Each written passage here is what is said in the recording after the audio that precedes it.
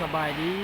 สบายดียามเช้าเด้อสบายดีกันเบิดสู่ผู้สู่คนสบายดีพ่อแม่พี่น้องทุกทานทุกสหายที่เคารพนับถือและฮักแพงยินดีต้อนรับส่องเบาเส้นเมืองสลัดน้อยคือเก่าพี่น้องเลยทักทายสบายดีทุกทานเด้อมื้อนี้เป็นมื้อวันเสาร์เด้อของเดือนเก่า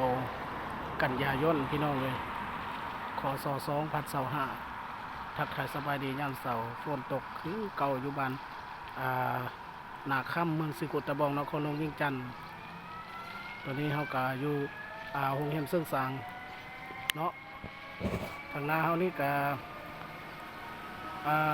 ไปน้องดวงผู้ใดพี่น้องเอ้ยผู้น่ะลงลุ่มนี่ก็ไปสังเจียงลงนาโศกใต้เนาะทุกท่านทุกสายก็คือผู้ติดตามรับชมคลิปของเบาเส้นวงสารน้อยก็คือสิผู้ได้เห็นพี่น้องเลยเนาะเพราะว่าเขาถ่ายตลอดทุกมื้อเลยพี่น้องเลยแล้วมื้อนี้อัปเดต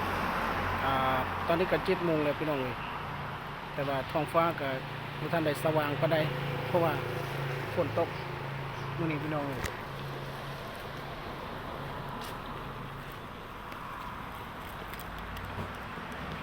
ฝนตกมืดเบิดขึ้นพี่น้องขึ้นนี่ก็ตกตอนนี้ก็ยังบ่ทันได้เสายังตก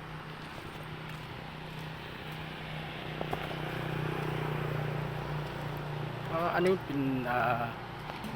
ห้างขายรถมือสองพี่น้องเลยทางหน้านี่ก็โรงแรมได้ครับถ่ายตลอดเนาะโรงแรมนู่น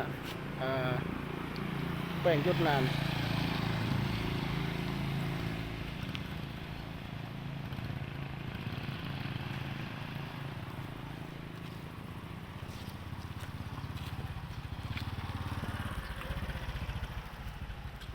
ฝนตก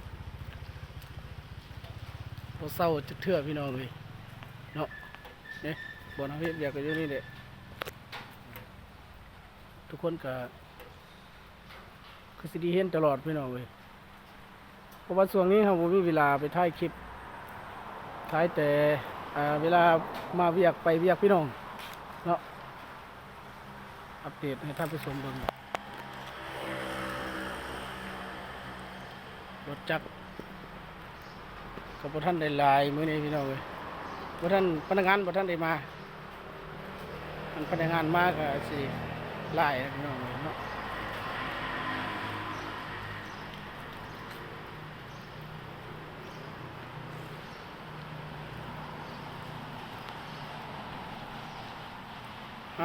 ก็สิประมาณนี้เด้อพี่น้องเด้อ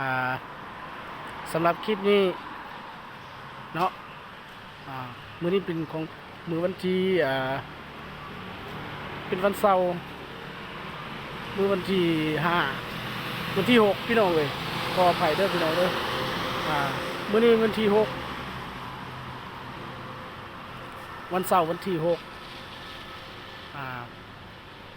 ของเดือนเก่าคศ2025พี่น้องเอ้ยเนาะ